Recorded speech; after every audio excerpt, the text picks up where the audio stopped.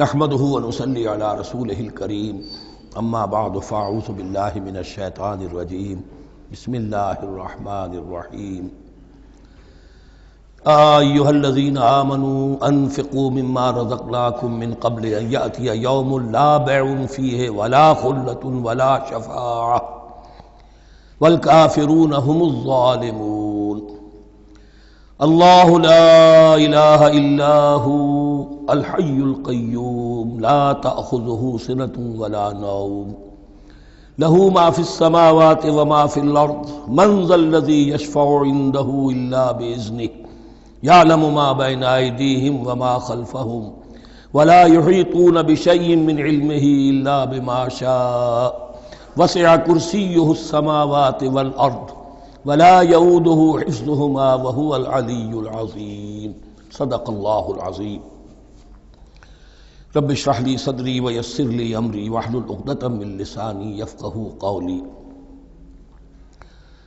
تقریباً 2 رکوعوں پر مشتمل معاملہ طالوت و جالوت کا وہ ہم پڑھ چکے ہیں، اور یہ گویا کہ اب غزوہ بدر کے لیے ذہنی اور نفسیاتی تیاری ہو رہی ہے، اور غزوات کے لیے جیسا کہ میں نے عرض کیا جہاں سرفروشی کی ضرورت ہے وہاں انفاق مال کی بھی ضرورت ہے، تو اب یہاں بڑے زوردار انداز میں پھر انفاق کی طرف توجہ دلائی جا رہی ہے۔ وہی 4 ڈوریاں ذہن میں رکھیے، انفاق اللہ کی راہ میں یعنی جہاد بالمال، قتال جہاد بالنفس کی آخری شکل، اور شریعت میں عبادات اور معاملات، یہ 4 ڈوریاں گتھی ہوئی ہیں ان 22 رکوعوں کے اندر، جن پر دوسرا نصف جو ہے سورہ بقرہ کا مشتمل ہے۔ یا ایھا الذین آمنوا انفقوا مما رزقناکم من قبل ان یأتی یوم لا بیع فیہ ولا خلۃ ولا شفاعہ، اہل ایمان خرچ کر دو ان چیزوں میں سے کہ جو اللہ نے تمہیں دی ہیں، اس سے پہلے کہ وہ دن آ دھمکے جس دن نہ کوئی خرید و فروخت ہوگی، نہ کوئی دوستی کام آئے گی، نہ کوئی شفاعت مفید ہوگی۔ والکافرون هم الظالمون، اور کافر ہی تو ظالم ہیں۔ اب یہاں کافر سے مراد کون ہے؟ کافر اصطلاحی نہیں، کافر معنوی، جو اللہ کے اس حکم انفاق کی تعمیل نہیں کرتا، دیکھتا ہے کہ دین مغلوب ہے، اس کو غالب کرنے کی جد و جہد ہو رہی ہے، اس کی کچھ تقاضے ہیں، مالی ضرورتیں ہیں اس کی، اور اللہ نے اسے قدرت دی ہے، اس میں خرچ کر سکتا ہے اور نہیں کرتا، وہ ہے اصل کافر۔ اس کے بعد وہ آیت آ رہی ہے جو قرآن حکیم کی عظیم ترین آیت ہے، حضور فرمان نبوی صلی اللہ علیہ وسلم، آیت الکرسی۔ اس کا تو نام بھی چونکہ معروف ہے، میں نے جو آپ کو بڑے بڑے حکمت کے موتی اور بڑے بڑے پھول آپ کو گنوائے ہیں، آیت الآیات، آیت البر، آیت الاختلاف، اور اب یہ ہے آیت الکرسی، توحید کے عظیم ترین خزانوں میں سے ہے۔ ہی سیدۃ آیات القرآن، حضور نے فرمایا یہ تمام آیات قرآنی کی سردار ہے۔ جس طریقے سے آیہ بر اور سورۃ العصر میں ایک نسبت ہے کہ ہدایت اور نجات کی شرائط ساری کی ساری ایک چھوٹی سی صورت میں اللہ نے جمع کر دی، والعصر ان الانسان لفی خسر الا الذین آمنوا وعملوا الصالحات وتواصوا بالحق وتواصوا بالصبر، لیکن اس کی تفصیل ایک آیت میں آئی، وہ آیت البر ہے۔ چنانچہ جو منتخب نصاب ہم نے مرتب کیا ہے دعوت قرآن کے لیے، میں پہلا درس سورۃ العصر کا ہے اور دوسرا درس آیت البر کا ہے۔ جو نسبت سورۃ العصر میں ہے کہ وہ سورت ہے، یہ آیت ہے، لیکن اس آیت میں کئی صورتیں نکل سکتی ہیں حجم کے اعتبار سے سورۃ العصر کے برابر۔ یہی نسبت ہے سورہ اخلاص میں، 4 آیتیں، توحید کا عظیم ترین خزانہ، اور یہ آیت الکرسی، یہ آیت ہے سورہ اخلاص، اس میں 4 بن جائیں گی حجم کے اعتبار سے، لیکن اسے حضور نے ثلث قرآن قرار دیا ہے۔ توحید کے موضوع پر جامع ترین سورۃ الاخلاص، لیکن توحید اور خاص طور پر توحید فی الصفات کے موضوع پر عظیم ترین آیت یہ آیت الکرسی ہے۔ اللہ لا الہ الا ہو، اللہ وہ معبود برحق ہے جس کے سوا کوئی الہ نہیں، بڑا کیٹیگوریکل۔ الحی القیوم، وہ زندہ ہے از خود اور باخود، اس کی زندگی مستعار نہیں ہے۔ وہ جو کہا ہے کہ مانگ کے لائے تھے 4 دن، 2 آرزو میں کٹ گئے، 2 انتظار میں، عمر دراز مانگ کے لائے تھے، اللہ کی زندگی ہے اس کی از خود زندگی، کسی کی دی ہوئی نہیں، اور اس زندگی میں کوئی ضعف نہیں، کوئی کمزوری نہیں، کوئی احتیاج نہیں، آگے آ جائے گا، نہ اسے نیند آتی ہے نہ اونگ آتی ہے۔ قیوم خود اپنی جگہ وہ زندہ جاوید ہستی ہے، اور باقی ہر شے کا وجود اس کے حکم سے قائم ہے، کوئی شے قائم نہیں ہے بغیر اس کے اذن کے۔ تو گویا کہ احد اور الصمد، اللہ اپنی جگہ احد لیکن باقی پوری کائنات کے لیے صمد ہے، جو سورہ اخلاص میں 2 الفاظ آئے ہیں، قل هو اللہ احد اللہ الصمد، اللہ حی ہے اور قیوم ہے۔ لا تأخذہ سنۃ ولا نوم، اس پر غالب نہیں ہو سکتی نہ نیند نہ اونگ۔ لہ ما فی السماوات و ما فی الارض، آسمانوں اور زمین میں جو کچھ ہے اسی کا ہے، ملکیت تامہ، ملکیت حقیقی اس کی ہے۔ من ذا الذی یشفع عندہ الا باذنہ، کون ہے وہ جو شفاعت کر سکے اس کے پاس مگر اس کی اجازت سے۔ اب یہ مقام آیا ہے سورہ بقرہ میں پہلی مرتبہ، 3 مرتبہ کیٹیگوریکل ڈینائل کے بعد، کوئی شفاعت نہیں، کوئی شفاعت نہیں، کوئی شفاعت نہیں۔ یہاں بھی جو انداز ہے بہت ہی جلالی انداز ہے، منظر نظی، کس کی یہ حیثیت ہے، کس کا یہ مقام ہے، کس کو یہ زور حاصل ہے کہ وہ اپنے اختیار کے بل پر، جو اپنی حیثیت کی بنیاد پر شفاعت کر سکے؟ ہاں، جس کے لیے اللہ اجازت دے دے۔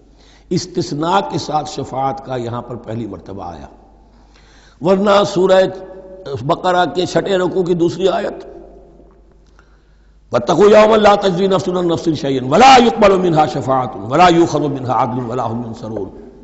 15ویں رکوع کی دوسری آیت، وَاتَّقُوا يَوْمًا لَا تَجْزِي نَفْسٌ عَن نَفْسٍ شَيْئًا وَلَا يُقْبَلُ مِنْهَا عَدْلٌ وَلَا تَنفَعُهَا شَفَاعَةٌ وَلَا هُمْ يُنصَرُونَ۔ اور اب اس سے پہلے کی آیت میں آ چکا ہے وَلَا شَفَاعَةٌ، کوئی شفاعت مفید نہیں ہوگی، لیکن یہ کہ اس میں ایک استثناء ہے۔ اب یہ ذرا باریک مسئلہ ہے کہ شفاعت حقہ کیا ہے، شفاعت باطلہ کیا ہے، تو دورہ ترجمہ قرآن میں اتنی تفاصیل کے ساتھ بحث نہیں کی جا سکتی، وہ ایک علیحدہ موضوع ہے، حال ہی میں نے اس پر اپنے درس ریکارڈ کرا دیے ہیں۔ یعلم ما بین ایدیہم وما خلفہم، وہ جانتا ہے جو کچھ ان کے سامنے اور جو اس کو پیچھے ہے۔ عام طور پر دنیا میں ہم سفارش کرتے ہیں تو کہتے ہیں کہ بھئی میں جانتا ہوں اس شخص کو بہتر، اصل میں جیسا کچھ یہ نظر آتا ہے ویسا نہیں ہے، یا جیسا کچھ فیکٹس آن دی فائل آ گئے ہیں وہ بڑے ہی ڈیسیونگ ہیں، اصل حقائق کچھ اور ہیں اس کیس کے، وہ میں آپ کو بتاتا ہوں۔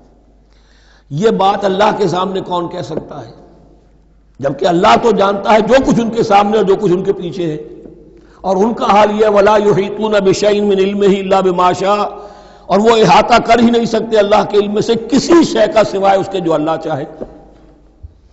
باقی ہر ایک کے پاس علم جو ہے اللہ کا عطائی علم ہے، دیا ہوا علم ہے، محدود علم ہے، بڑے سے بڑا رسول ہو، بڑے سے بڑا ولی ہو، بڑے سے بڑا فرشتہ ہو۔ لا علم لنا الا ما علمتنا، ہم پڑھائیں 4 رکوع میں، تو کون کہہ سکتا ہے؟ من ذا الذی یشفع عندہ الا باذنہ یعلم ما بین ایدیہم وما خلفہم ولا یحیطون بشیء من علمہ الا بما شاء وسع کرسیہ السماوات والارض، اس کی کرسی تمام آسمانوں اور زمین کو محیط ہے۔ اب کرسی کے 2 مفہوم یہاں ہو سکتے ہیں، ایک تو یہ کہ اس سے جو معنی مراد ہے یعنی اس کا اقتدار، اس کی قدرت، اس کا جبر، اس کا اختیار، یہ اتھارٹی پوری کائنات کو۔ ایک یہ بھی ہو سکتا ہے کہ اللہ تعالیٰ کے لیے ہم نہیں جان سکتے، یہ آیات متشابہات میں سے ہے کہ کوئی شے بھی ہو واقعتاً جس کو ہم اسے کرسی کہہ سکیں، عرش، ان سب کے بارے میں یہ دونوں باتیں ذہن میں رکھیے۔ یہ بھی ہو سکتا ہے کہ ان کی کوئی مجسم حقیقت ہو جو ہمارے ذہن سے، ہمارے تخیل سے ماورا ہے، اور یہ بھی ہو سکتا ہے اس سے استعارہ مراد ہو، اس کا اقتدار و اختیار آسمانوں اور زمین پر چھایا ہوا ہے۔ ولا یؤودہ حفظہما، اور اسے تکان طاری نہیں ہوتی، اس پر گراں نہیں گزرتا ان دونوں کا تھامنا، ان دونوں کی حفاظت، آسمانوں کی اور زمین کی۔ وہو العلی العظیم، اور وہ العلی ہے، بلند و بالا، اور عظیم ہے، بڑی عظمت والا۔ یہ آیت الکرسی سیدۃ آیات القرآن، تمام آیات قرآنی کی سردار، اور توحید الہی کا ایک بہت بڑا خزانہ۔ لا اکراہ فی الدین، دین میں کوئی جبر نہیں ہے، یعنی یہ کہ کسی بھی شخص کو نہ کبھی جبراً مسلمان بنایا جائے گا نہ کبھی بنایا گیا۔ استثناءات ہو سکتے ہیں، کسی کا ذاتی کوئی عمل ہو، فعل ہو، کسی نے کیا ہو۔ اسلام میں کسی فرد کو جبراً مسلمان بنانا حرام ہے، لیکن اس آیت کا یہ مطلب نکال دینا کہ نظام باطل کو بھی ختم کرنا جو ہے اس میں کوئی طاقت استعمال نہیں ہو سکتی، یہ حماقت ہے پرلے درجے کی۔ نظام باطل نظام ظلم ہے، ایکسپلائٹ کر رہا ہے لوگوں کو، اللہ اور بندوں کے درمیان حجاب بن گیا ہے، پردہ بن گیا ہے۔ نظام کو طاقت کے ساتھ ختم کرنا فرض ہے مسلمان کا۔ طاقت نہیں ہے تو ٹھیک ہے، طاقت حاصل کرنے کی کوشش کرتا رہے، لیکن جو مسلمان نظام باطل کو ختم کرنے کی آرزو اور ارادے سے خالی ہے، اس کے دل میں یہ ارادہ نہیں ہے، اس کے دل میں ایمان نہیں ہے۔ طاقت اور جبر نظام کو ختم کرنے پر صرف کیا جائے گا، کسی فرد کو مجبوراً مسلمان نہیں بنایا جائے گا۔ یہ ہے اصل میں اس آیت کا مفہوم۔ لا اکراہ فی الدین قد تبین الرشد من الغی، رشد ہدایت واضح ہو چکی ہے کجی سے، جتنی کجیاں ہیں، جتنے غلط راستے ہیں، جتنی شیطانی پگڈنڈیاں ہیں، ان سے جو صراط المستقیم ہے اس کو بالکل مبرہن کر دیا گیا ہے۔ فمن یکفر بالطاغوت، تو جو کوئی بھی طاغوت کا انکار کرے گا، دیکھیے اللہ پر ایمان لانے سے پہلے طاغوت کا انکار ضروری ہے۔ جیسے لا الہ الا اللہ، تو طاغوت، اور طاغوت کون ہے؟ طغا سے سرکش، جس نے اپنی حاکمیت کا اعلان کیا وہ طاغوت، جس نے غیر اللہ کی حاکمیت کو تسلیم کیا وہ طاغوت، اس کے تحت بننے والے سارے انسٹیٹیوشنز طاغوت، جو بھی ادارے ہوں، چاہے کتنے ہی خوشنما ادارے ہوں۔ ہے عدلیہ، لیکن وہ عدلیہ اللہ کے قانون کے مطابق فیصلے نہیں کر رہی، کچھ اور لوگوں کے بنائے ہوئے قانون کے مطابق فیصلے کر رہی، وہ طاغوت ہے۔ جو بھی اللہ کے حدود بندگی سے تجاوز کرتا ہے وہ طاغوت ہے۔ طغیانی کسے کہتے ہیں؟ پانی دریا کی حدوں میں بہہ رہا ہے، لیکن جب وہ اپنی حدوں سے نکلا طغیانی پہ ہے۔ دریا کو اپنی موج کی طغیانیوں سے کام، کشتی کسی کی پار ہو یا درمیان رہے اسے اس کی کیا فکر ہے؟ تو طغا اور بغا یہ دونوں بڑے قریب کے الفاظ ہیں، بغاوت اور طغیانی۔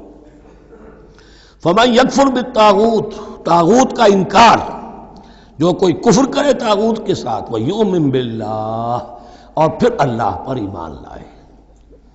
طاغوت سے بھی دوستی، اللہ پر بھی ایمان، اللہ کے دشمنوں سے بھی یارانہ، اور اللہ کے ساتھ بھی وفاداری کا دعویٰ، یہ چیز نہیں چل سکتی، یہی منافقت ہے۔ یکسو ہو جاؤ، حنیفا مسلما، فقد استمسک بالعروۃ الوثقی، جس شخص نے یہ کام کر لیا، طاغوت کی نفی اور اللہ پر ایمان، اس نے تو مضبوط کنڈا تھام لیا۔ تو سمجھئے کہ اگر کوئی شخص کسی جہاز، سمندری جہاز میں عرشے پر سے گر جائے، تیرنا بھی نہ آتا ہو، کسی طرح ہاتھ پاؤں مار کر وہ کسی کنڈے کے اوپر اگر ہاتھ اس کا پڑ گیا، تو اب وہ سمجھتا ہے کہ اس کو میں نہیں چھوڑوں گا، میری جان اسی سے وابستہ ہے، زندگی اسی سے ہے۔ تو وثقہ، وہ کنڈا اگر کمزور ہے تو پھر گیا، وہ اس کے وزن سے کنڈا ہی نکل گیا، لیکن وہ کنڈا کہ جو مضبوط ہے، فقد استمسک بالعروۃ الوثقی، اس نے تو بڑے مضبوط کنڈے پر ہاتھ ڈال دیا ہے، یعنی طاغوت کا انکار اور اللہ پر ایمان، اس نے تھام لیا ہے بہت مضبوط کنڈا۔ اسی لیے ایک حدیث میں آتا ہے اوثق العرا کلمۃ التقوی، یہ جو عروہ کی جمع ہے عرا، اور وثقہ اوثق جو ہے اس کا مذکر ہوگا۔ تمام کنڈوں میں سب سے بڑا مضبوط کنڈا جو ہے وہ تقوی کا کنڈا ہے، اس کو تھامو مضبوطی کے ساتھ۔ لا اکراہ فی الدین قد تبین الرشد من الغی فمن یکفر بالطاغوت ویؤمن باللہ فقد استمسک بالعروۃ الوثقی لا انفصام لها، وہ کبھی علیحدہ ہونے والا، ٹوٹنے والا نہیں ہے، یہ کنڈا بہت مضبوط ہے۔ واللہ سمیع علیم، اللہ سب کچھ سننے والا، جاننے والا ہے۔ اللہ ولی الذین آمنوا یخرجہم من الظلمات الی النور، ایمان در حقیقت ایک دوستی کا رشتہ قائم کرتا ہے اللہ اور بندے کے درمیان۔ اللہ ولی ہے اہل ایمان کا، یہ ولایت باہمی ہے، دو طرفہ ولایت ہے۔ بندہ اللہ کا ولی بن جائے، ولی اللہ، الا ان اولیاء اللہ لا خوف علیہم ولا هم یحزنون، اللہ بندے کا ولی ہے، دوستی دو طرفہ ہے۔ اللہ ولی الذین آمنوا یخرجہم من الظلمات الی النور، اللہ پشت پناہ ہے، مددگار ہے، دوست ہے ان کا کہ جو ایمان لائے اور انہیں نکالتا رہتا ہے ظلمات، اندھیروں کے مختلف شیڈز میں سے نور کی طرف۔ یہ آپ نوٹ کریں گے قرآن میں نور ہمیشہ تنہا آتا ہے، واحد، انوار کا لفظ قرآن میں نہیں ہے۔ نور ایک حقیقت واحدہ ہے، لیکن ظلمات ہمیشہ جمع میں آئے گا، اس کے شیڈز مختلف ہیں، شیڈز آف ڈارکنس، بہت گہری ڈارکنس ہے، ذرا اس سے کمتر ہے، اس سے کمتر ہے۔ تو جتنے بھی شیڈز ہیں، کفر کا ہے، شرک کا ہے، الحاد کا ہے، مادہ پرستی کا ہے، ایگنوسٹسزم کا ہے، لا ادریت کا ہے، جتنے بھی فلسفے غلط ہیں، جتنے بھی نظریات غلط ہیں، جتنے بھی عمل کی غلط راہیں ہیں، ان سب کے اندھیاروں سے نکال کر اللہ تعالیٰ اہل ایمان کو ایمان کی روشنی کے اندر لاتا رہتا ہے۔ والذین کفروا اولیاءہم الطاغوت، ان کے برعکس جنہوں نے کفر کیا ان کے پشت پناہ اور ساتھی اور مددگار ہیں اب طاغوت، یخرجونہم من النور الی الظلمات، اور وہ ان کو نکالتے رہتے ہیں تدریجاً، اور نور کا کہ تھوڑی بہت رمق ملا بھی تھا انہیں نور کا تو اس سے ان سے محروم کر کے ظلمات، یخرجونہم من النور الی الظلمات، نور سے ظلمات کی طرف نکالتے رہتے ہیں۔ اولئک اصحاب النار هم فیہا خالدون، وہ ہیں آگ والے، اس میں ہمیشہ ہمیش رہیں گے۔ اللہم اجعلنا من عبادک المؤمنین، اللہم اخرجنا من الظلمات الی النور، آمین یا رب العالمین۔ اب اس کے بعد یہ بڑی عظیم آیت جو آئی ہے توحید کی، اور اس کے بعد یہ دو، یہ بھی اپنی جگہ بڑی عظیم آیات ہیں حکمت اور فلسفہ دین کے اعتبار سے۔ اس کے بعد کچھ واقعات دیے جا رہے ہیں، حضرت ابراہیم علیہ السلام کی زندگی کا ایک واقعہ اور حضرت عزیر علیہ السلام کی زندگی کا واقعہ۔ الم تر الی الذی حاج ابراہیم فی ربہ ان آتاہ اللہ الملک، کیا تم نے دیکھا اس شخص کو جس نے کہ محاجہ کیا تھا، مناظرہ کیا تھا، حجت بازی کی تھی ابراہیم سے، اس وجہ سے کہ اللہ نے اسے بادشاہی دی ہوئی تھی، نمرود۔ ذہن میں رکھیے کہ نمرود اصل میں لقب تھا، کسی کا نام نہیں تھا، جیسے فرعون مصر کے بادشاہوں کا لقب ہے، فرعونہ۔ نماردہ جو ہے یہ عراق کے بادشاہ تھے، بیبیلونیا۔ تو حضرت ابراہیم کی پیدائش بھی شہر ار میں ہوئی تھی کہ جو بیبیلونیا کا ایک شہر تھا عراق کا، اور وہاں بادشاہت تھی نمرود کی۔ جیسے فرعون نے مصر میں دعویٰ کیا تھا اپنی بادشاہی کا اور اپنی خدائی کا، اور یہ ہے سیاسی بادشاہی، یہ نہیں کہ ہم نے دنیا پیدا کی ہے، مطلب یہ کہ اختیار مطلق ہمارے ہاتھ میں ہے، ہم جس چیز کو چاہیں غلط قرار دے دیں، جس چیز کو چاہے صحیح قرار دے دیں۔ یہی ہے اصل میں خدائی اختیار ہاتھ میں لے لیا۔ اللہ کا حق ہے تحلیل و تحریم، کسی شے کو حلال کرنا، کسی کو حرام قرار دینا، اختیار واحد اللہ کے ہاتھ میں ہے۔ جس شخص نے بھی اپنے ذمے لے لیا، قانون سازی کا اختیار لے لیا اللہ کے قانون سے آزاد ہو کر، وہی طاغوت ہے، وہی شیطان ہے، وہی نمرود ہے، وہی فرعون ہے۔ تو اس نے، وہ نمرود نے کہا، محاجہ کیا، اس قال ابراہیم ربی الذی یحیی و یمیت، میرا رب تو وہ ہے جو زندہ کرتا ہے اور مارتا ہے۔ قال انا احیی و امیت، انہوں نے کہا میں بھی کر سکتا ہوں۔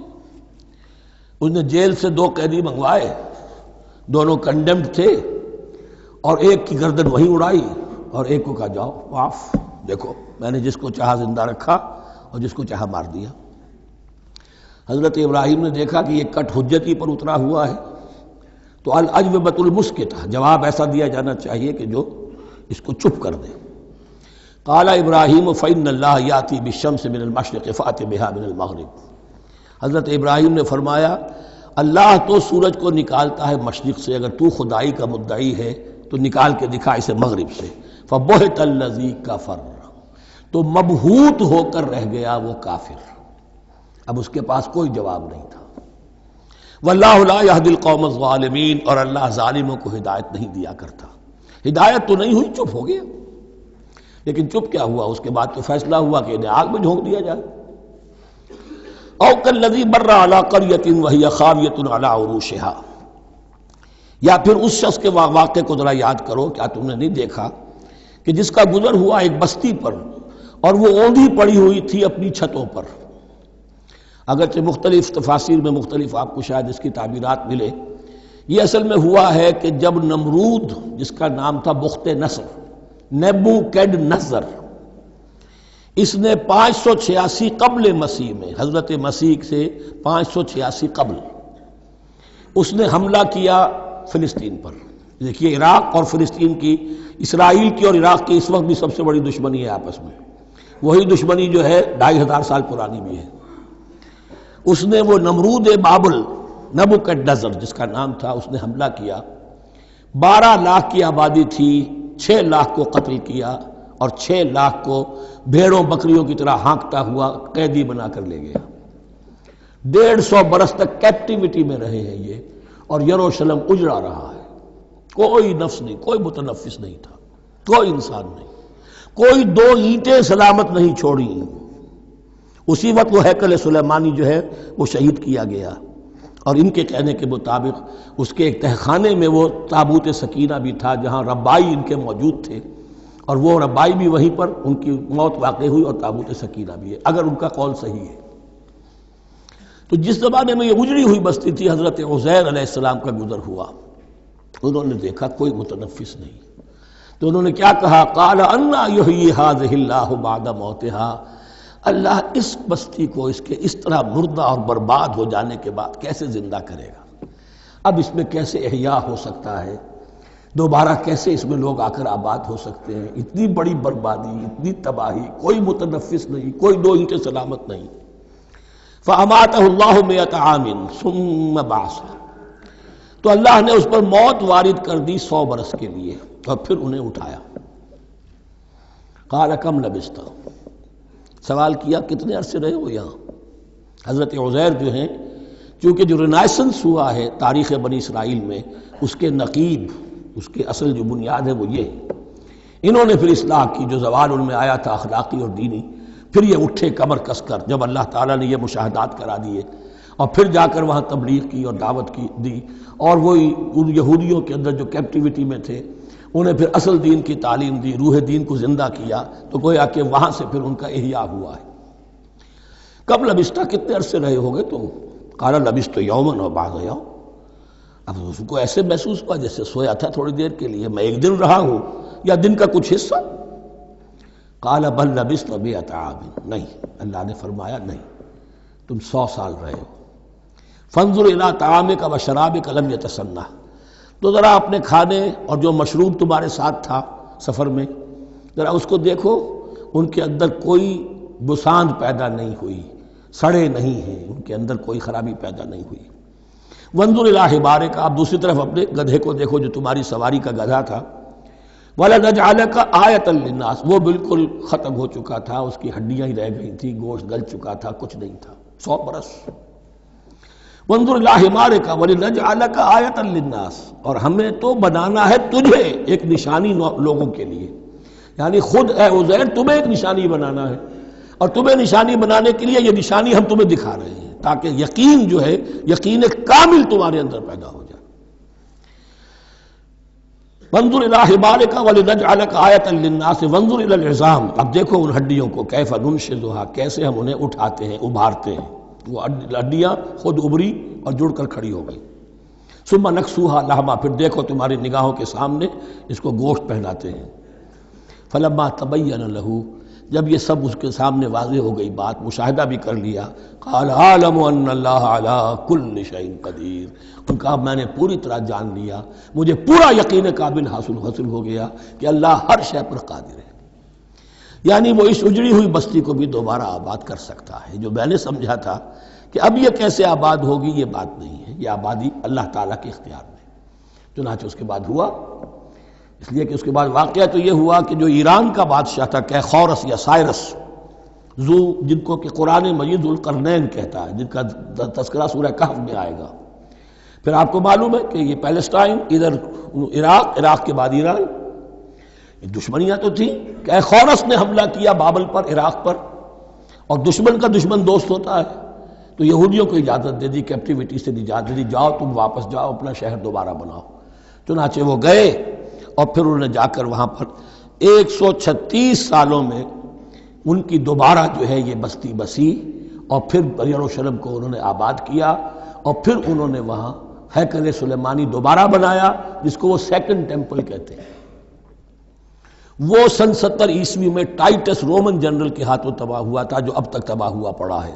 1927 برس سے ان کا کعبہ زمیں بوس ہے، یہ نوٹ کر لیجئے اس بات کو۔ اسی لیے آگ لگی ہوئی آج دنیا بھر کے یہودیوں کے دلوں میں۔ اب تو ہماری حکومت ہے وہاں پر، ہم اپنا یہ جو بھی کچھ یہاں پر اس احاطے میں بنا دیا گیا ہے سب کو ختم کریں گے اور اپنا ہیکل سلیمانی بنائیں گے۔ اس کے بلو پرنٹس بن چکے ہیں، نقشے بن چکے ہیں، ہر چیز تیار ہے، بس کسی دن کوئی ایک دھماکہ ہوگا، کوئی بم جو ہے کہیں پر پلانٹ کیا جائے گا، خبر آ جائے گی کہ کسی فینیٹک نے کہیں وہاں پر جا کر رکھ دیا، جیسے ایک فینیٹک گیا تھا مسجد الخلیل میں اور 70 مسلمانوں کو شہید کر کے خود بھی اس نے خودکشی کر لی تھی، اور ڈاکٹر تھا، امریکن ڈاکٹر گولڈسٹین۔ اسی طریقے کا کوئی فینیٹک جائے گا اور وہ اس کو گرا دے گا، پھر کہیں گے جب یہ گر ہی گیا ہے، جیسے مسجد ایودھیا کا معاملہ ہے، اب گر گئی ہے تو بھائی ہمیں رام مندر بنانے دو، کاہے کو تم اب یہ مسجد کاہے کو بناتے ہو، وہ ہوگا۔ اور یہ میں سمجھتا ہوں کہ چند ہفتوں کی یا چند مہینوں کی بات ہے، یہ ہونے والا ہے فوراً۔ بہرحال یہ تو ہو گیا حضرت عزیر کا قصہ۔ اب اسی طرح کا ایک معاملہ حضرت ابراہیم کا مشاہدہ ہے۔ وَإِذْ قَالَ إِبْرَاهِيمُ رَبِّ أَرِنِي كَيْفَ تُحْيِي الْمَوْتَىٰ، اور یاد کرو جب کہ ابراہیم نے بھی کہا تھا پروردگار ذرا مجھے دکھا دے، مشاہدہ کرا دے، تو مردوں کو کیسے زندہ کرے گا؟ قَالَ أَوَلَمْ تُؤْمِنْ، اللہ تعالیٰ کا سوال جو ہے بہت تیکھا ہے، تو کیا تم ایمان نہیں رکھتے؟ قَالَ بَلَىٰ، ایمان تو میرا ہے، میں مانتا ہوں ایمان ہے، وَلَٰكِن لِيَطْمَئِنَّ قَلْبِي، پورا دل کا اطمینان چاہتا ہوں، پورا یقین ہو جائے۔ اور یہ انبیاء کا معاملہ ہے، سب کا ہے۔ انبیاء کو چونکہ ایمان اور یقین کا ایک ایسی فرنس بنانا ہوتا ہے کہ جن سے ایمان و یقین دوسروں میں سرایت کرے، تو ان کے ایمان و یقین کے لیے انہیں مشاہدات ایسے کرا دیے جاتے ہیں کہ پھر ان کے لیے وہ ایمان صرف ایمان بالغیب نہیں رہتا، بلکہ وہ ایمان بالشہود بھی ہو جاتا ہے۔ کذالک نری ابراہیم ملکوت السماوات والارض، اسی طرح ہم نے دکھائے ابراہیم کو آسمان اور زمین کے ملکوت، جو بھی ہماری حکومت ہے، جو وہ مخفی حکومت ہے، جو کاسمک ایک اسٹیٹ ہے، اس کی گورنمنٹ ہے اور اس کے تمام اہلکار ہیں، فرشتے ہیں، ہم نے مشاہدہ کرایا ابراہیم کو۔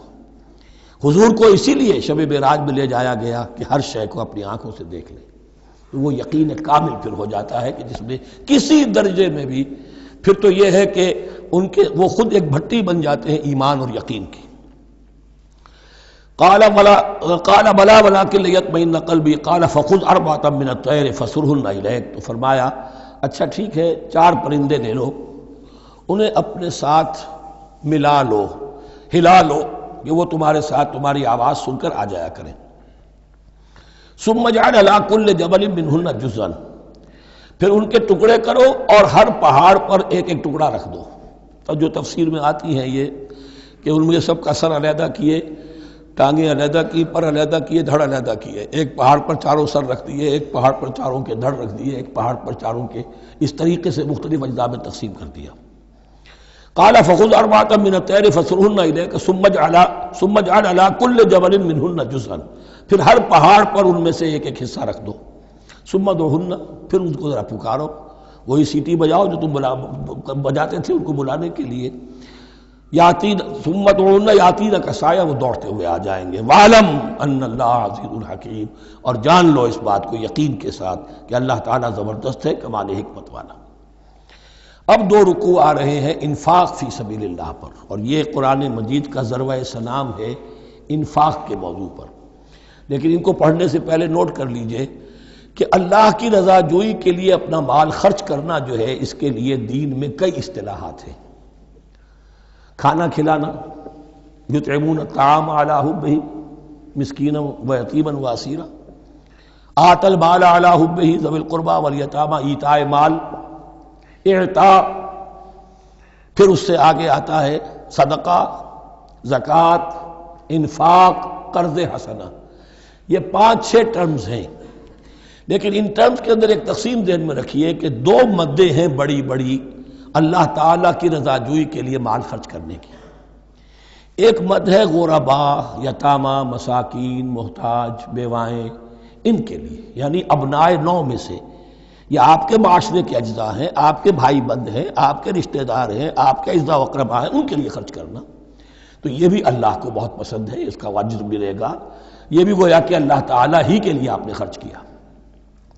ایک عین اللہ کے دین کے لیے خرچ کرنا، انفاق کا لفظ اس کے لیے ہے، اور قرض حسنہ اس کے لیے۔ انفاق مال، انفاق فی سبیل اللہ، اللہ کی راہ میں خرچ کرنا، اللہ کے دین کی دعوت کو عام کرنا، اللہ کی کتاب کے پیغام کو عام کرنا، اللہ کے دین کی دعوت کو اس طرح ابھارنا کہ باطل کے ساتھ زور آزمائی کرنے والی ایک طاقت پیدا ہو جائے، ایک جماعت وجود میں آئے، ان کے لیے اساز و سامان فراہم کیے کرنا تاکہ دین کے غلبے کی ہر مرحلے کے جو تقاضے اور ضرورتیں ہیں وہ پوری ہو سکیں۔ تو جو اس کام میں صرف ہوگا وہ ہے انفاق فی سبیل اللہ یا اللہ کے ذمے قرض حسنہ۔ تو یہاں اصل میں اس کی بات ہو رہی ہے، انفاق کی۔ مثل الذین ينفقون اموالهم فی سبیل اللہ ہے، مثال ان کی جو اپنے مال خرچ کرتے ہیں اللہ کی راہ میں۔ عام طور پر یہ فی سبیل اللہ جو ہے وہ سبیل پانی کی بنا دی، وہ بھی سبیل ہے، ٹھیک ہے، وہ بھی سبیل تو ہے، نیکی کا وہ بھی راستہ ہے، سبیل اللہ ہے، لیکن یہ کہ فی سبیل اللہ خرچ جو ہے اس کا بالکل مفہوم اور ہے، وہ صدقہ ہے، خیرات ہے، زکوٰۃ بھی اصلاً جو ہے وہ غریبوں کا حق ہے، لیکن اس میں بھی ایک مد سبیل اللہ کی رکھی ہوئی ہے۔ اگر تو آپ کے قریب اعزاء و اقارب ہیں، غربا ہیں، تو ان کا حق فائق ہے، پہلے ان کو دیجیے، ورنہ پھر یہ ہے کہ اس میں سے جو بھی ہے وہ دین کے کام کے لیے۔ جب دین یتیمی کی حالت کو آ گیا ہو تو سب سے بڑا یتیم تو دین ہے، آج کے وقت سب سے بڑا یتیم دین ہے۔ بہرحال فی سبیل اللہ انفاق۔ مثل الذین ينفقون اموالهم فی سبیل اللہ کمثل حبۃ انبتت سبع سنابل فی کل سنبلۃ مئۃ حبہ، مثال ان کی جو اللہ کی راہ میں خرچ کرتے ہیں اللہ کے دین کے لیے، ایسے ہے جیسے ایک دانہ کہ اس سے 7 سنبلیں پیدا ہوئیں، 7 خوشیں، 7 بالیاں، یہ 7 سٹے۔ باجرے کا سٹا ہوگا، کتنے دانے ہوتے ہیں اس میں؟ مکئی کا سٹا ہے، اس میں کتنے دانے ہیں؟ فی کل سنبلۃ مئۃ حبہ، اس میں 100 دانے موجود ہیں ہر ایک میں، تو ایک دانے سے 700 دانے وجود میں آ گئے۔ اسی طریقے سے اللہ تعالیٰ جو بھی اس کے دین کے لیے مال خرچ کرے گا اس کے مال میں اضافہ کرے گا، اللہ تعالیٰ ان کو جزا دے گا اور اس کو بڑھاتا رہے گا اپنے ہاں۔ وَاللَّهُ يُضَاعِفُ لِمَن يَشَاءُ، اور یہ تو تمہیں تمثیلاً بتایا ہے، اللہ اس سے بھی دگنا کرے گا جس کو چاہے گا، صرف 700 گنا نہیں، اور جتنا چاہے گا بڑھائے گا۔ واللہ واسع علیم، اللہ کے خزانوں میں کوئی کمی نہیں ہے، بڑی وسعت والا ہے اللہ، بہت سمائی والا ہے اور وہ سب کچھ جاننے والا ہے۔ الذین ينفقون اموالهم فی سبیل اللہ، پھر جو لوگ کہ اپنا مال خرچ کرتے ہیں اللہ کی راہ میں، ثم لا يتبعون ما انفقوا منا ولا اذى، پھر جو کچھ وہ خرچ کرتے ہیں اس کے بعد نہ تو تکلیف پہنچاتے ہیں نہ احسان جتاتے ہیں۔ دیکھیے جی، میں نے اس وقت اتنا چندہ دیا تھا، معلوم ہوا کہ میرا حق جو ہے وہ زیادہ ہے، پھر میری بات مانی جانی چاہیے۔ ہم چندے زیادہ دیتے ہیں تو بات بھی تو ہماری چلنی چاہیے۔ یا اگر کسی جو کارکن کو دیا ہے جو اللہ کے دین کے لیے کام کر رہا ہے، یہ بھی ان 2 رکوعوں کے آخر میں بات واضح ہو جائے گی۔ کوئی شخص ہے اللہ کے دین کے کام میں لگا ہوا، آپ اس کو ساتھ تعاون کر رہے ہیں تاکہ وہ اپنی معاش کے اوپر اپنا وقت نہ لگائے، اپنا پورا وقت جو ہے وہ دین کی خدمت میں لگائے۔ لیکن اب اگر کہیں آپ نے اس کو جتا بھی دیا، اس پر احسان بھی رکھ دیا، کوئی تکلیف دے کلمہ کہہ دیا، تو جو آپ کا اجر و ثواب تھا وہ زیرو ہو جائے گا۔ الذین ينفقون اموالهم فی سبیل اللہ ثم لا یتبعون ما انفقوا منا ولا اذى، جو انفاق کرتے ہیں اس کے بعد اس کے پیچھے نہ تو جتلاتے ہیں نہ کوئی اور تکلیف پہنچاتے ہیں۔ لہم اجرہم عند ربہم ولا خوف علیہم ولا هم یحزنون، ان کا اجر ان کے رب کے پاس محفوظ ہے اور ان کے لیے مغفرت ہے۔ ولا خوف علیہم ولا هم یحزنون، ان کے اوپر نہ کوئی خوف ہوگا اور نہ کوئی ان کو حزن سے دوچار ہوں گے۔ قول معروف، بھلی بات کہنا، ومغفرہ اور درگزر کرنا، خیر بہتر ہے من صدقۃ، اس خیرات سے یتبعھا اذی، جس کے بعد کہ اذیت پہنچائی جائے۔ کوئی آپ سے فرض کیجئے کوئی ضرورت کے لیے آئی گیا ہے، کسی نے ہاتھ پھیلا دیا ہے، تو آپ اگر آپ نہیں کر سکتے مدد، قول معروف، نرمی کے ساتھ جواب دے دیجئے، معذرت کر لیجئے، یا یہ ہے کہ اگر کسی سائل نے آپ کے ساتھ درستی کی ہے تو پھر بھی یہ ڈانٹیے نہیں، وَأَمَّا السَّائِلَ فَلَا تَنْهَرْ، پھر بھی یہ ہے کہ مغفرت، معاف کیجیے۔ یہ کہیں بہتر ہے اس سے کہ دے تو دیا، خیر من صدقۃ یتبعھا اذی، اس کے بعد اسے دو چار جملے بھی سنوا دیے، کوئی اور سلواتیں بھی سنا دی اسے، تو اس کا کوئی فائدہ نہیں ہوا۔ واللہ غنی حلیم، اللہ تعالیٰ غنی ہے اور حلیم ہے۔ یہ کیوں کہا گیا کہ تم اگر کسی کو دے رہے ہو تو اصل میں اللہ کو دے رہے ہو۔ ایک حدیث میں آتا ہے کہ اللہ تعالیٰ اپنے بندے سے شکایت کرے گا، اے میرے بندے تیرے پاس مال تھا، میں نے تجھ سے مال طلب کیا تھا، میں بھوکا تھا، میں نے تجھ سے روٹی مانگی، تو نے مجھے کھلایا نہیں۔ بندہ کہے اللہ تو غنی ہے، تجھے بھوک، تجھے احتیاج، کہ وہ جو میرا بندہ تھا جو بھوکا تھا، اس نے جو مانگا تھا تجھ سے وہ میں ہی تھا، اصل میرا بندہ تھا۔ الخلق عیال اللہ، تجھ سے انہیں کھانے کو نہیں دیا، تمہیں تو گویا کہ مجھے نہیں دیا۔ اے میرے بندے میں ننگا تھا، میں نے تجھ سے میں چاہا کہ میرا سطر ڈھانپ دے، مجھے کوئی لباس دے دے، لیکن یہ کہ تو نے نہیں دیا۔ یہ اسی طریقے سے تو سمجھ لیجئے کہ اللہ تو غنی ہے، جو دے رہے ہو سمجھ لو کہ اللہ کو دے رہے ہو، اور حلیم ہے، وہ حلم والا ہے، فوراً نہیں پکڑتا تمہیں۔ تم جو بھی کرتے ہو، جو دل سے اتری ہوئی شے وہ اللہ کے نام پہ دے دو، جو ردی چیز ہے وہ اللہ کے نام پہ دے دو، تو اللہ تعالیٰ کی غیرت جو ہے اسی وقت اگر جوش میں آ جائے اور تمہیں پیس کے سرما کر دے وہ، تو وہ کر سکتا ہے، لیکن نہیں، حلیم ہے، وہ دیکھتا ہے کہ میری توہین کر رہا ہے، مجھے دے رہا ہے اور یہ دے رہا ہے۔ یا ایھا الذین آمنوا لا تبطلوا صدقاتکم بالمن والاذی، اے اہل ایمان اپنے صدقات کو باطل نہ کر لو، نسیہ منسیہ ہو جاتے ہیں، بالمن والاذی، جتلا کر اور کوئی اذیت بخش بات کہہ کر۔ کالذی ينفق مالہ رئاء الناس، ان لوگوں کی طرح، اس شخص کی طرح جو اپنا مال خرچ کرتا ہے لوگوں کو دکھانے کے لیے، دے تو رہا ہے صدقات، چیریٹی ہاؤس، بڑے بڑے ادارے قائم کر دیے ہیں، یہ کہ سب ریاکاری ہے۔ کوئی سرکار دربار میں رسائی کے لیے فاؤنڈیشنز بنے ہوئے، کچھ اپنے وہ ٹیکس بچانے کے لیے، کچھ اور اپنی ناموری، کیونکہ پھر الیکشن بھی لڑنا ہے۔ یہ سارے کام جو ہوتے ہیں اللہ جانتا ہے کس کی کیا نیت ہے۔ لا تبطلوا صدقاتکم بالمن والاذی کالذی ينفق مالہ رئاء الناس ولا یؤمن باللہ والیوم الآخر، جو ریاکاری کر رہا ہے وہ حقیقت میں ایمان نہیں رکھتا اللہ پر اور یوم آخر پر۔ یہ ریا اور یہ ایمان ایک دوسرے کی ضد ہے، جیسا کہ حدیث بار بار سنا چکا ہوں، من صلی یرائی فقد اشرک، ومن صام یرائی فقد اشرک، ومن تصدق یرائی فقد اشرک۔ جس نے دکھاوے کے لیے نماز پڑھی اس نے شرک کیا، جس نے دکھاوے کے لیے روزہ رکھا اس نے شرک کیا، جس نے دکھانے کے لیے لوگوں کو صدقہ خیرات دیا اس نے شرک کیا۔ ولا یؤمن باللہ والیوم الآخر فمثلہ کمثل صفوان علیہ تراب فاصابہ وابل فترکہ صلدا، تو اس کی مثال اس چٹان کی سی ہے اس پر کچھ تھوڑا سا غبار، کچھ ریت جم گئی تھی، تو اگر کسی چٹان کے اوپر کچھ تھوڑی سی تہ آ گئی ہو مٹی کی، وہاں آپ نے کوئی بیج ڈال دیے، کوئی فصل بھی ہو گئی۔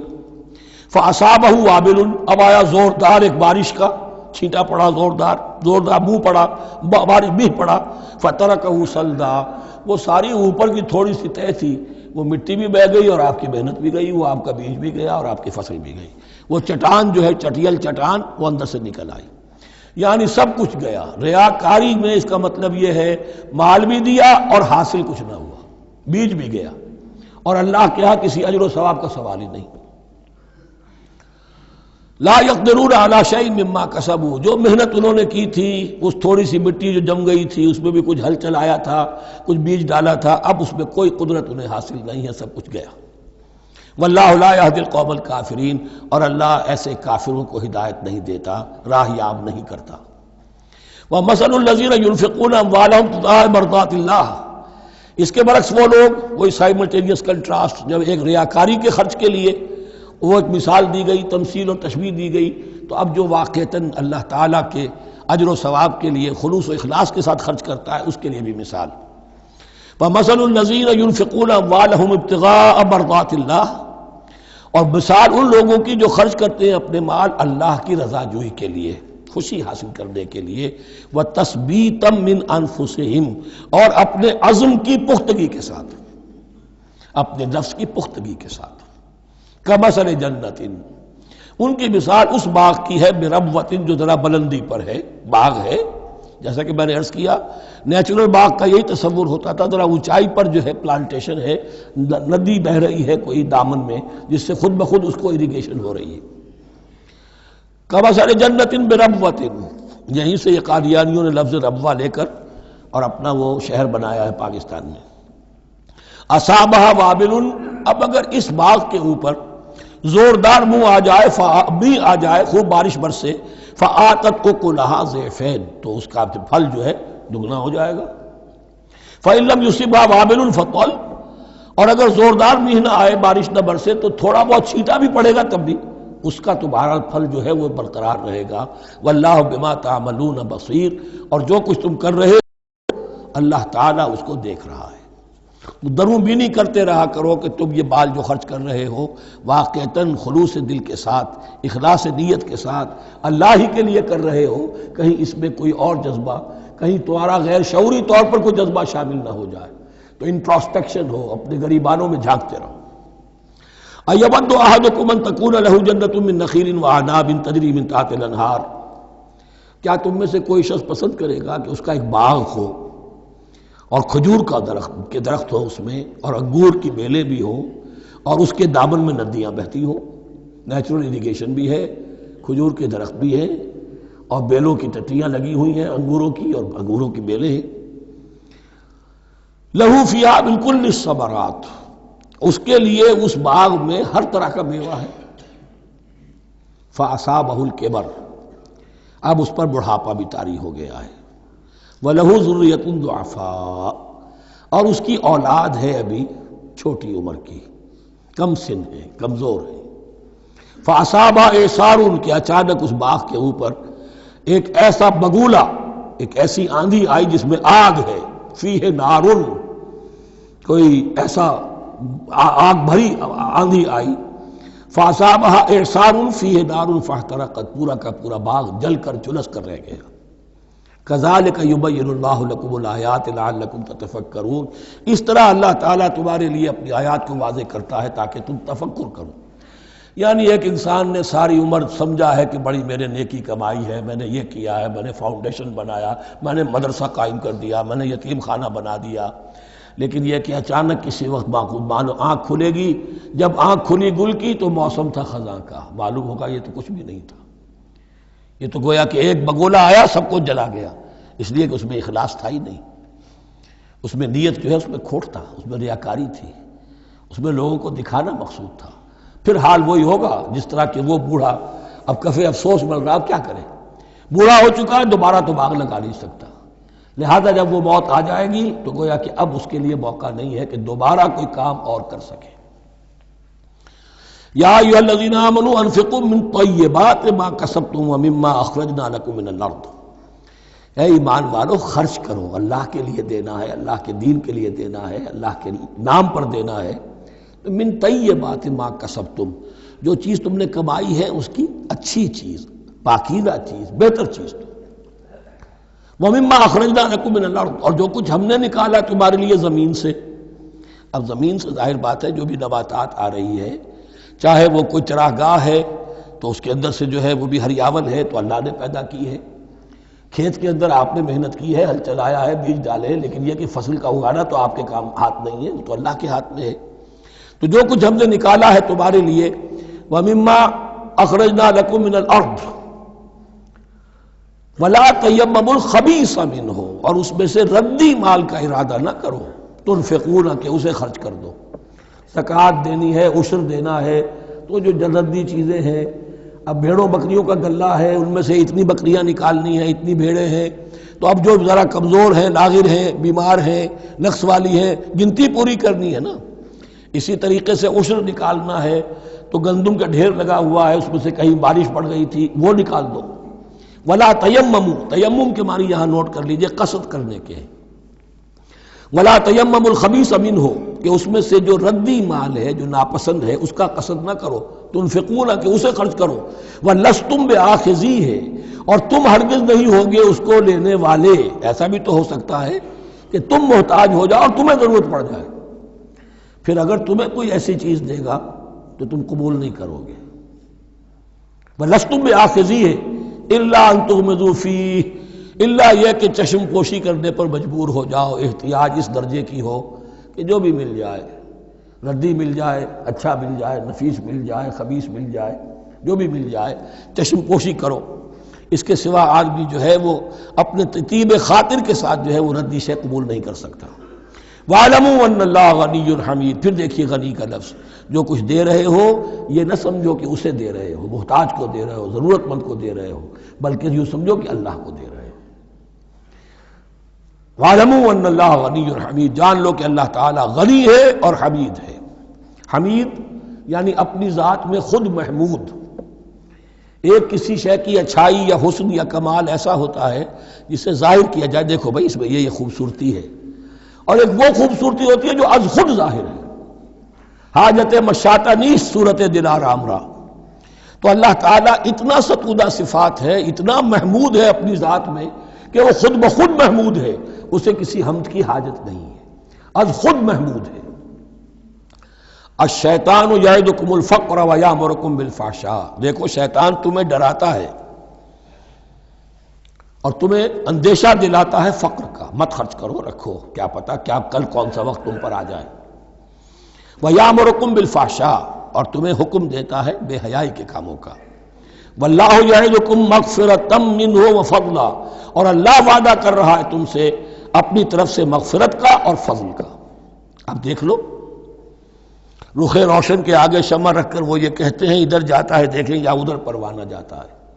اب شیطان کی طرف جانا چاہتے ہو، اس کی بات ماننا چاہتے ہو، خوف رکھتے ہو کہیں ایسا نہ ہو جائے کہ فقر آ جائے مجھ پر، مجھے اپنا مال سنبھال کر رکھنا چاہیے، صحت رکھنا چاہیے، تو تم شیطان کی چال میں آ گئے، تم نے اس کی پیروی کی۔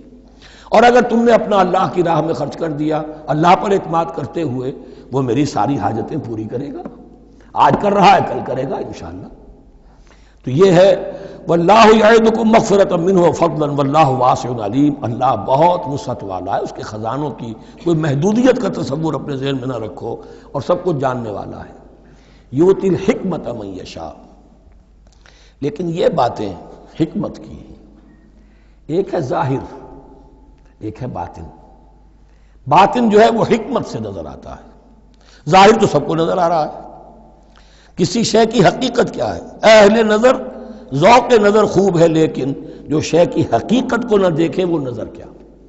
وہ حقیقت جس پر عیاں ہو جاتی وہ ہے حکیم۔ اور حکمت اصل میں نام ہے انسان کے عقل اور شعور کی پختگی کا۔ جب محکم ہو گئی عقل، اس کا شعور پختہ ہو گیا، استحکام اسی سے بنا ہے حکمت۔ یؤتی الحکمت، اللہ تعالیٰ یہ فہم کی پختگی، عقل کی پختگی، شعور کی پختگی، حقائق رسی، حقائق تک پہنچ جانے کی صلاحیت دیتا ہے جس کو چاہتا ہے۔ وَمَن یُؤْتَ الْحِکْمَةَ فَقَدْ أُوتِیَ خَیْرًا کَثِیرًا، اور جسے حکمت دے دی گئی اسے تو خیر کثیر عطا ہو گیا، اس سے بڑا تو خیر کوئی اور ہے ہی نہیں۔ وَمَا يَذَّکَّرُ إِلَّا أُولُو الْأَلْبَابِ، اور نہیں نصیحت حاصل کر سکتے مگر وہی لوگ جو ہوش مند ہیں، جو اولو الالباب ہیں، عقل مند ہیں۔ لیکن جو دنیا پر ریجھ گئے ہیں، جن کے سارا دلی اطمینان اسی پر ہے کہ کافی ہے، بینک بیلنس بھی ہے، یہ بھی ہے، وہ بھی ہے، اتنے سٹاکس بھی ہیں، اتنا یہ بھی ہے، اتنا ہمارا جو ہے وہ جو بیلنس شیٹ آئی ہے اس کے ایسٹس یہ ہیں، اگر اسی پر سارا بھروسہ اور اطمینان ہے تو ظاہر بات ہے وہ اولو الالباب نہیں ہے۔ وَمَا أَنفَقْتُم مِّن نَفَقَةٍ أَوْ نَذَرْتُم مِّن نَذْرٍ، اور جو بھی کچھ تم خرچ کرتے ہو، جو بھی نفقہ، جو بھی خیرات تم دیتے ہو، اور نظر تم من نظرین، اور یا جو بھی نظر تم دیتے ہو اللہ کے نام پر، منت مانگتے ہو، فإن اللہ یعلم، اللہ تعالیٰ اس سب کو جانتا ہے۔ وما للظالمین من انصار، اور یقیناً ظالموں کے لیے کوئی مددگار نہیں ہوں گے۔ ان تبدوا الصدقات فنعما ہی، صدقات کو تو اگر تم کھل کر اعلانیہ دو تب بھی ٹھیک ہے، اور خاص طور پر زکوٰۃ کا تو معاملہ اعلانیہ ہے ہی ہے۔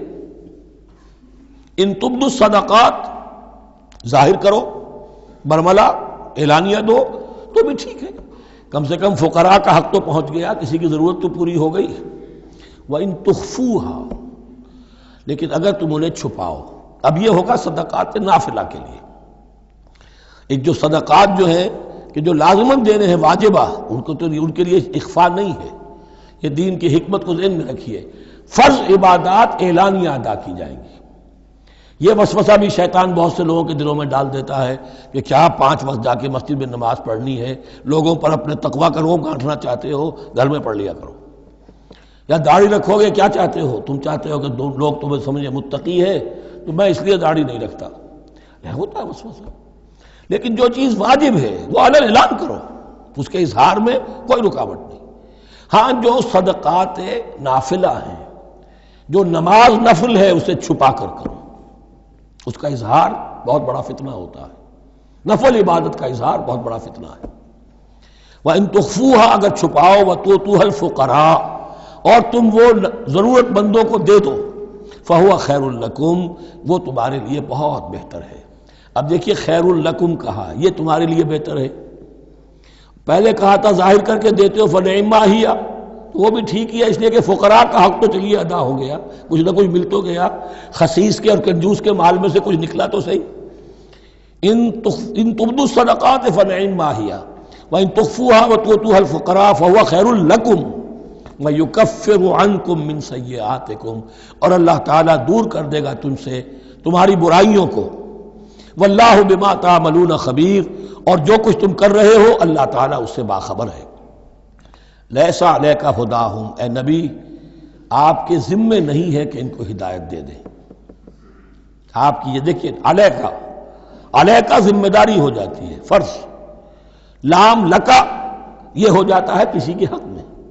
القرآن حجت لکا او علیکہ، یا یہ قرآن تمہارے حق میں حجت ہے، یہ شفاعت کرے گا تمہاری قیامت کے دن اگر تم نے اسے مانا جیسے کہ ماننے کا حق ہے، پڑھا جیسے کہ پڑھنے کا حق ہے، عمل کیا جیسے کہ عمل کرنے کا حق ہے، پھر اس کی دعوت و تبلیغ کی جیسے کہ اس کا حق ہے، تو یہ تمہارے حق میں حجت ہوگا. اور اگر تم نے اس کے حقوق ادا نہ کیے یہ تمہارے خلاف مدعی بن کر کھڑا ہو جائے گا. القرآن حجت لک او علیک یہ تم پر آئے گا وبال. اے اللہ یہ بدبخت مجھے مانتا تھا کہ میں تیرا کلام ہوں، پڑھتا نہیں تھا. مجھے پڑھتا تھا تو جیسے کسی طوطا مینا کو جو مولانا ماہر قاضی کی نظم ہے کچھ بول سکھائے جاتے ہیں، رٹائے جاتے ہیں، اس طرح پڑھایا جاتا ہوں اور اس طرح سکھایا جاتا ہوں، وہ اس طریقے سے پڑھ رہے ہیں، کچھ پتہ نہیں. 1-2 روپے کا اخبار لائیں گے تو سمجھ کر پڑھیں گے، اللہ کی کتاب کو سمجھ کے پڑھنے کی ضرورت نہیں. پڑھا تو عمل نہیں کیا بدبخت نے.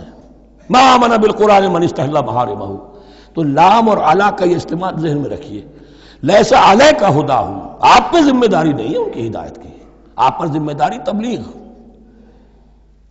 ہم نے بھیجا ہے آپ کو انا ارسلناک بالحق بشیرا ونذیرا ولا تسأل عن اصحاب الجحیم. یہ آیت ہم پڑھ چکے ہیں پہلے حصے میں.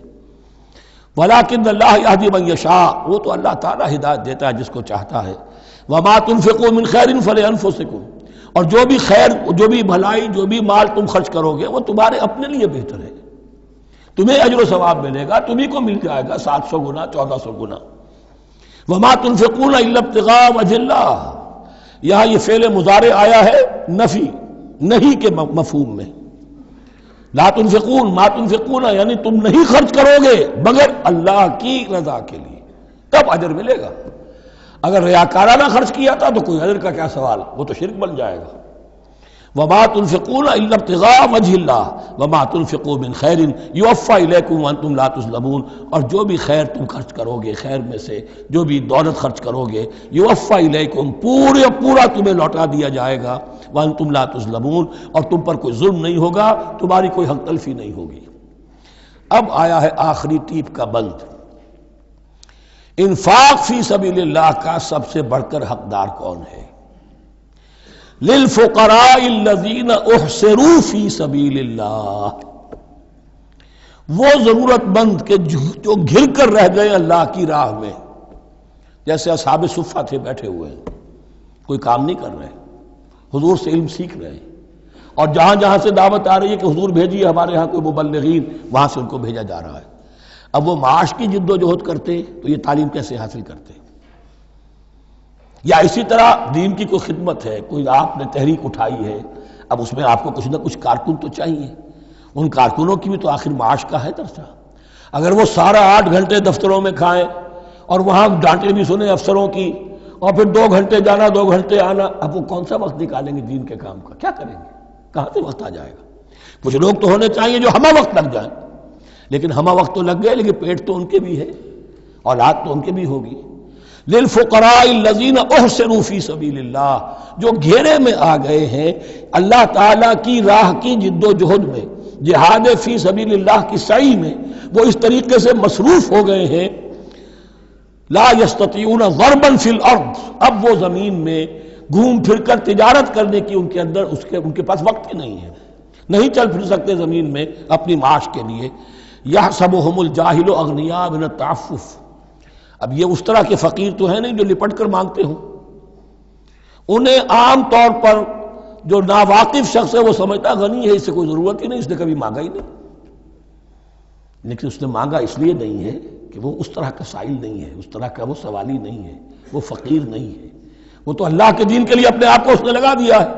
یہ تمہارا کام ہے کہ دیکھو، یحسبهم الجاہل اغنیاء من التعفف، وہ جو مانگنے سے رک رہے ہیں اپنی عزت نفس کی حفاظت کی خاطر، اس کی وجہ سے ناواقف آدمی سمجھتے ہیں کہ تو غنی ہے، اسے کوئی ضرورت نہیں ہے۔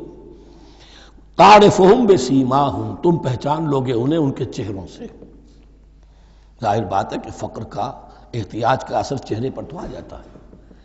اگر آپ کو نیوٹریشن صحیح نہیں مل رہی ہے تو ظاہر بات ہے چہرے پر اس کا اثر ہوگا۔ تعرفهم بسیماہم لا يسألون الناس الحافا، وہ لپٹ کر لوگوں سے سوال نہیں کرتے، مانگتے نہیں ہیں، وہ ان سائلوں کی طرح نہیں ہے جو اصل میں اپنی محنت وصول کرتے ہیں، کھڑے ہو کر آپ کے سر ہو کر آپ سے کچھ نہ کچھ نکلوا لیتے ہیں زبردستی، اس طریقے سے تو وہ نہیں مانگیں گے۔ یہ بات اہم مسئلہ ہے۔ اقامت دین کی جد و جہد میں جو لوگ ہمہ وقت لگ جائیں، آخر ان کے لیے کیا ذریعہ ہو۔ میں یہاں تفصیل میں نہیں جا سکتا، وقت بھی اس چنگ کا ختم ہو رہا ہے، لیکن یہ سمجھ لیجئے کہ یہ 2 رکوع جو ہیں انفاق کا پورا مضمون، اس کا کلائمیکس جو ہے وہ یہ آیت ہے، للفقراء الذین احصروا فی سبیل اللہ لا یستطیعون ضربا فی الارض یحسبهم الجاہل اغنیاء من التعفف تعرفهم بسیماہم لا یسألون الناس الحافا وما تنفقوا من خیر فإن اللہ بہ علیم۔ اور جو بھی تم دولت مال خرچ کرو گے تو اللہ تعالیٰ اس کے علم میں ہوگا، یہ نہ سمجھنا کہ اللہ کے علم میں نہیں ہے۔ خاموشی کے ساتھ، اخفاء کے ساتھ ایسے لوگوں کے ساتھ تعاون کرو گے تو اللہ تعالیٰ جو ہے تمہیں اس کا پورا بھرپور بدلہ دے گا۔ بارک اللہ لی و لکم فی القرآن العظیم ونفعنی و ایاکم بالآیات والذکر الحکیم۔